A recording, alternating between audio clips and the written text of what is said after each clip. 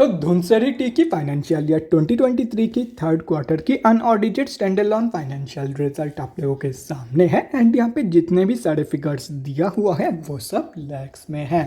तो गाइस सबसे पहले हम लोग इस कंपनी की इनकम चेक करते हैं। सो दिसंबर 2022 के क्वार्टर में कंपनी ने अप्रॉक्सीमेटली 76.02 करोड़ का इनकम जनरेट किया है और अगर ये सितंबर 2022 की क्वार्टर एंड दिसंबर 2021 की क्वार्टर से कंपेयर किया जाए तो सितंबर 2022 के क्वार्टर में कंपनी ने अप्रॉक्सीमेटली 98.83 करोड़ का इनकम जनरेट किया था एंड दिसंबर 2021 की क्वार्टर में अप्रॉक्सीमेटली 88.27 करोड़ का इनकम। सो दिसंबर 2022 के क्वार्टर में धुनसरी टी ने अनफॉर्चुनेटली बोथ केसेस में मतलब क्वार्टर ऑन क्वार्टर बेसिस पे and year on year basis पे दोनों के दोनों ही केसेस में एक नेगेटिव इनकम ग्रोथ दिखाई है। तो अभी अगर इस कंपनी की एक्सपेंसेस के बारे में बात करें तो दिसंबर 2022 के क्वार्टर में कंपनी ने अप्रॉक्सीमेटली 70.98 करोड़ का खर्चा किया है। सितंबर 2022 के क्वार्टर में कंपनी ने अप्रॉक्सीमेटली 52.2 करोड़ का खर्चा किया था एंड दिसंबर 2021 के क्वार्टर में अप्रॉक्सीमेटली 63.24 करोड़ का खर्चा इस कंपनी ने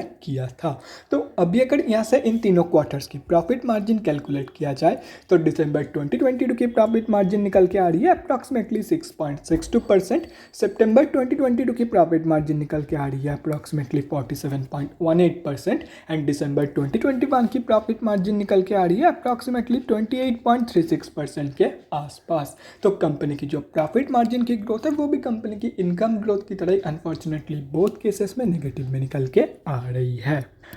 यहाँ पे अगर आप लोग एक इंटरेस्टिंग चीज़ नोटिस करोगे तो वो यही है कि कंपनी की जो इनकम है वो तो ग्रो नहीं कर रही है लेकिन कंपनी की जो एक्सपेंसेस है वो बराबर ग्रो कर रही है एंड इसी रीज़न की वजह से कंपनी की जो प्रॉफिट मार्जिन है वो ड्रास्टिकली रिड्यूस हो रही है एंड अगर ऐसे ही ग्रोथ कंटिन्यू रही कंपनी की एक्सपेंसेस की तो no doubt company March quarter में लॉस देने ही वाली है।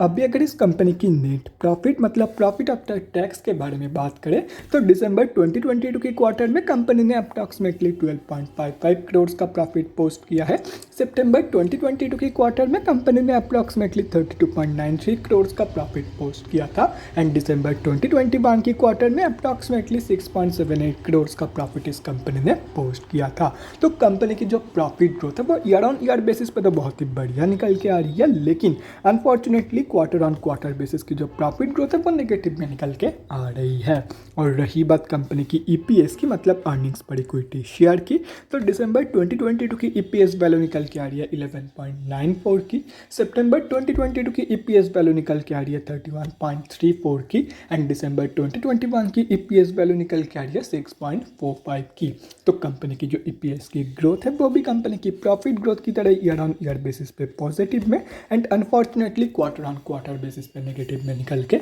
आ रही है। अभी अगर ओवरऑल देखा जाए तो दिसंबर 2022 के क्वार्टर में धुनसरी टी ने सिर्फ और सिर्फ दो जगह पे पॉजिटिव ग्रोथ दिखाई है एंड वो दो जगह है ईयर ऑन ईयर बेसिस की प्रॉफिट एंड ईपीएस ग्रोथ। अभी देखो guys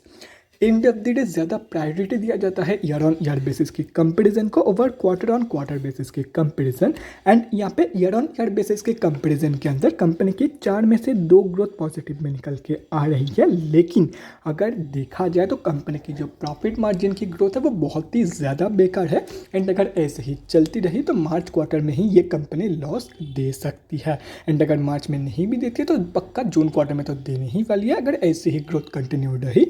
at the end of the day इस कंपनी ने दिसंबर 2022 के क्वार्टर में बहुत ही वीक परफॉर्म की है। तो guys that's it for this video. अगले वीडियो में मिलते हैं guys. Thanks for watching and stay safe.